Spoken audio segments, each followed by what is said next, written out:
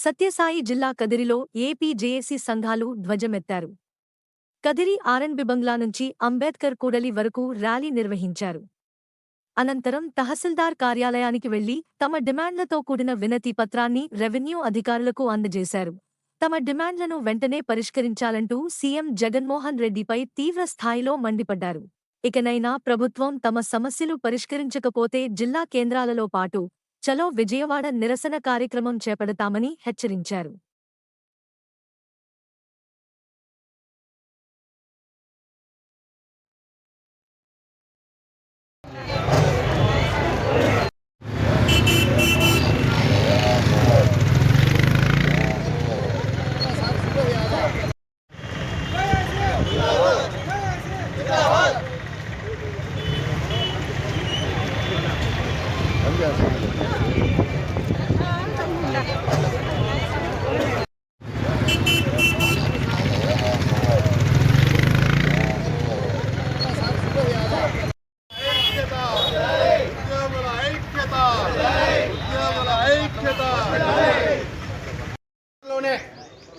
కదిరి ఉద్యోగుల ఉపాధ్యాయ కార్మికుల చరిత్రలోనే ఈరోజు భారీ ర్యాలీ జరిగిందంటే అది మీ యొక్క ఉమ్మడి శక్తి అని చెప్పేసి ఈ సందర్భంగా నేను కృతజ్ఞతలు చెప్పుకుంటున్నాను.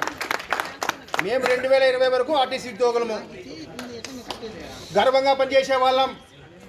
వేతన సవరణతో ఎవరిని మేము ఒప్పించుకునేదిలే, కరువు భత్యం ఇవ్వాలని ఎవరిని అడుక్కుండేదిలే. మేము మాకు టెన్షన్గా జనవరిలో కరువు భత్యం, 7 నెలల్లో కరువు భత్యం ఈ విధంగా పడతాండే మమ్మల్ని ఈ గౌరవ ముఖ్యమంత్రి గారు మరి ప్రభుత్వంలో విలీనం చేశాడు. కదిరిలో మేము ఆ రోజున సంబరాలు చేసుకున్నాం, పాలు పోసినాం. ఆ రోజు కదిరిలో పాలే దొరకలే వేరే వాళ్ళకు, అన్నీ మాకే అయిపోయినాయి. ఇంత ఘనమైన సత్కారం చేస్తే ఆర్టీసీ ఉద్యోగుల పట్ల మీరు ఏం చేస్తున్నారు? వేతన సవరణ చేశారు, సంతోషం. అబ్బబ్బబ్బా భలే బ్రహ్మాండంగా పెరుగుతుందిలే, పేసీపులు చూసుకుంటే 10-15 వేలు పెరుగుతుంది లేని మేము ఎదురు చూసాం. తీరా చూస్తే వేణుగోపాల్ రెడ్డి గారు షేమ్ అనిపించుకోవాలి, మనము 5 డిఏలు ఇచ్చి వేతన సేవరిచిన దౌర్భాగ్యమైన పరిస్థితి ఈ ఆంధ్రప్రదేశ్లో ఉందంటే ఇది సిగ్గు కాదా?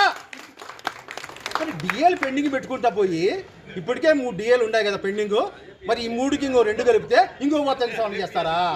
డిఏలు పెట్టకూడదు, ఇది చాలా తప్పు. డిఏలు అంటే మా యొక్క ఇప్పుడు రమణ గారు చెప్పినట్లు మా అవసరాలకు ఆదుకునే విషయం, అది ఎప్పటికప్పుడు ఇచ్చేయాలా. మా సంసారాలు ఈరోజు మీరు పెంచుకుంటూ పోతున్నారు, సంతోషమే. ఇవ్వండి, బటన్లు నొక్కండి, ఎన్ని బటన్లు నొక్కండి, దానికి మేము వ్యతిరేకం కాదు. సంక్షేమ పథకాలు ప్రజలకు అందాలి. మరి దాంట్లో మేమెందుకు లేము ఉద్యోగులము? ఏం మాకు ఓట్లు లేవా? మేము డిసైడింగ్ అథారిటీ కాదా?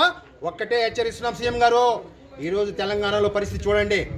కేవలం పోస్టల్ బ్యాలెట్లతోనే ఆ ప్రభుత్వం ఏర్పడింది. పోస్టల్ బ్యాలెట్లు వేసిన ఘనత ప్రభుత్వ ఉద్యోగులది. ఒక్కటే మీ విధానం మార్చుకోండి, ఉద్యోగుల బాధలు వినండి. ఉద్యోగ సమస్యలు ఉంటే మీరు మీటింగ్కి రారా?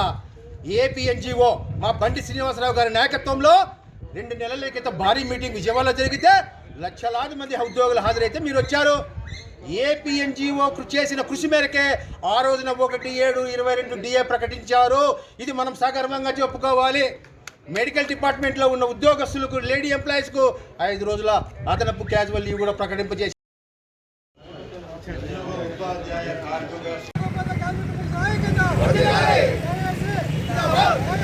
జిందాబాద్